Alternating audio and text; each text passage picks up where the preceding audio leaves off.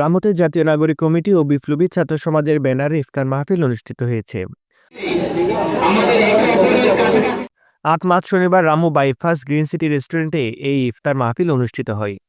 উক্ত অনুষ্ঠানে প্রধান অতিথি হিসেবে উপস্থিত ছিলেন জাতীয় নাগরিক পার্টি কেন্দ্রীয় যুগ্ম সদস্য সচিব এএসএম সুজাউদ্দিন।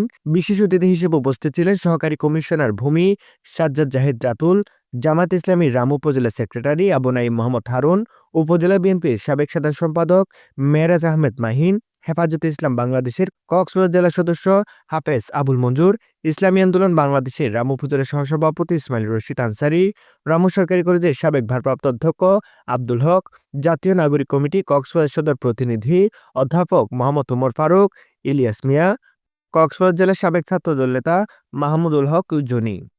এই সময় রামু উপজেলার জানাক ও বৈষম্য বিরোধী ছাত্র আন্দোলনের প্রতিনিধিরা উপস্থিত ছিলেন। জাতীয় নাগরিক পার্টি কেন্দ্রীয় কমিটির যুগ্ম সদস্য সচিব মনোনীত হওয়ায় এএসএম সুজাউদ্দিনকে সম্মাননা ক্রেস্ট প্রদান করা হয়। বক্তারা ফ্যাসিবাদ বিরোধী সকল দলমতকে একসাথে থেকে নতুন বাংলাদেশ বিনির্মাণে ঐক্যবদ্ধ থাকার আহ্বান জানান।